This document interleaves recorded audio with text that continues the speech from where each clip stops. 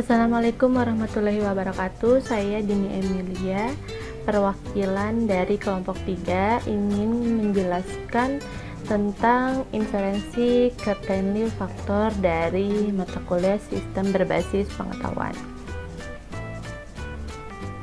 Di sini kelompok kami terdiri dari pertama Daru Anindito, yang kedua saya Dini Emilia, yang ketiga Ika Nuria, yang keempat Irfan Saifullah, yang kelima Majlina Arumjanani, dan yang terakhir Miranda Wulandari. Pertama saya akan menjelaskan tentang pengertian dari Certainty Factor. Certainty Factor merupakan suatu mode yang digunakan untuk menyatakan kepercayaan dalam sebuah kejadian atau fakta, atau juga bisa disebut dengan hipotesis, berdasarkan konsep yang terbukti atau berdasarkan penilaian pakar. Secara konsep, Certainty Factor merupakan salah satu teknik yang digunakan untuk mengatasi ketidakpastian dalam pengambilan keputusan. Di sini ada cara penggunaannya. Certainty Factor dapat terjadi dengan berbagai kondisi. Di antara kondisi yang terjadi adalah terdapat beberapa antecedent dalam rule yang berbeda berdasarkan setiap masalah yang lagi dialami oleh seseorang dengan satu konsekuen yang sama. Dalam kasus ini atau dalam contoh yang kami berikan nanti, kita harus mengagresikan nilai Certainty Factor keseluruhan dari setiap kondisi yang ada. Pada konsep Certainty Factor ini juga sering dikenal dengan adanya belief and disbelief. Belief merupakan keyakinan, sedangkan disbelief merupakan ketidakyakinan. Ini adalah pengertian menurut Yusita, Lulu, dan Sari tahun 2012. Saya akan langsung menjelaskan tentang poster yang sudah kelompok kami berikan. Di sini adalah sistem pakar mendiagnosa penyakit anak menggunakan Certainty Factor atau CF. Di sini premisnya sudah kami buat gejala penyakit dari G1 hingga G33. Yang pertama ada demam, lesu, malas makan, muntah berak, pendarahan pada kulit, mingisan, sakit kepala, tubuh menggigil, denyut jantung lemah, badan lemah, nyeri otot mialgia, tidak nafsu makan, konstipasi, sakit perut, penyebabkan flek merah muda, nyeri tenggorokan, hidung meler, batuk, bercak koplik, nyeri otot, mata merah, buang air besar terus-menerus, mual, muntah-muntah, pegal pada punggung, perut sering berbunyi, kekakuan rahang, nyeri telan, kejang otot, sakit otot, nyeri perut, nyeri punggung, dan yang terakhir tonjolan-tonjolan kemerahan.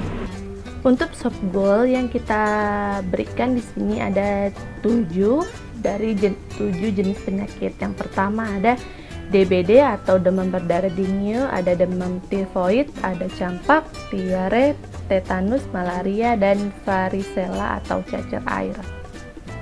Knowledge yang sudah kami buat di sini ada 7 rules. Yang pertama bisa dilihat adalah if G001, NG002, NG003, NG004, NG005, NG006, NG007, dan P001. Di mana rules pertama menyebutkan bahwa G001 demam, lesu, malas makan, muntah berak, pendarahan pada kulit, dan juga mingisan merupakan jenis penyakit DBD. Untuk rules kedua, if G001, NG007, NG008, NG009, NG010, NG011, NG12, NG013, dan P002. Di sini G001 demam, sakit kepala, tubuh menggigil, denyut jantung menjadi lemah, nyeri otot mialsis, tidak nafsu makan, dan konstipasi merupakan jenis penyakit demam tinggi. Rule yang ketiga, if G001, G016, G017, G018, G019, and G021 dan P003. G001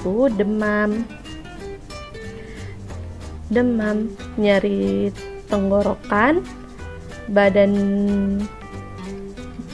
hidung meler, batuk, bercak koplik. Di sini merupakan jenis penyakit campak dan bisa dilihat seterusnya sampai dengan rules 7 dengan disamakan dengan premis dan subgoal. Lalu di sini kita juga bisa melihat tabel keputusan. Tabel keputusan yang kami buat di sini ada hasil dari rules yang tadi telah kita buat. Untuk P001 mempunyai gejala apa saja bisa dilihat di sini. Untuk gejala demam, untuk gejala demam merupakan penyakit P01, P02, P03, P04, P06 dan P07. Untuk lesu adalah jenis penyakit dari P01, malas makan P01, muntah berak P01, pendarahan kulit P01, mimisan P01, sakit kepala P01, P02, P05, P06 dan P07. Seperti itu cara membacanya dan bisa dilihat untuk gejala seterusnya yang ada di bawahnya sampai dengan gejala tonjolan-tonjolan kemerahan.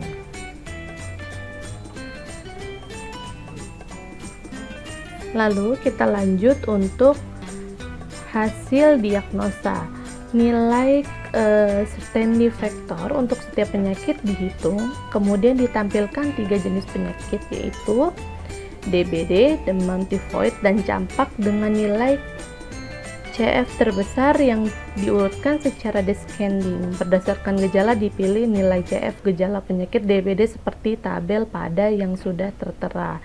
Untuk demam, CF-nya nilainya adalah 0,8, lesu 0,5, malas makan 0,2, mimisan 0,5, muntah berak 0,6, sakit kepala 0,3.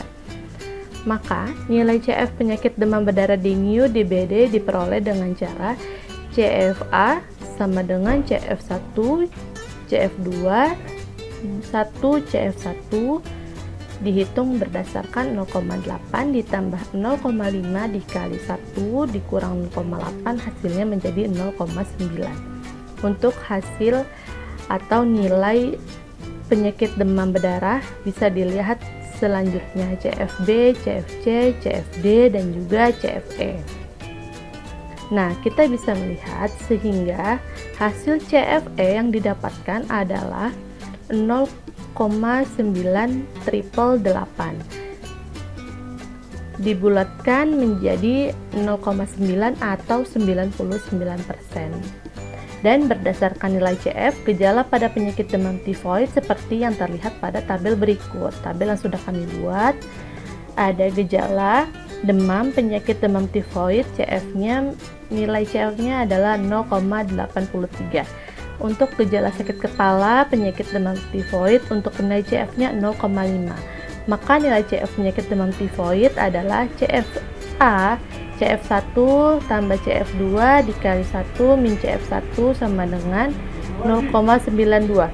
Dan untuk penyakit campak yang hanya memiliki satu gejala dari gejala yang dipilih, yaitu gejala demam CF8, maka CF penyakit campak adalah 0,08.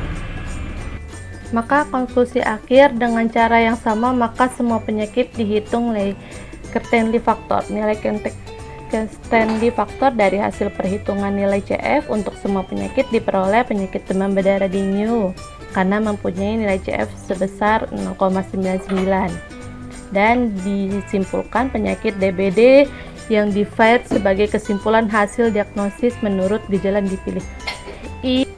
Sekian dari materi yang saya sampaikan, kurang lebihnya mohon maaf. Assalamualaikum warahmatullahi wabarakatuh.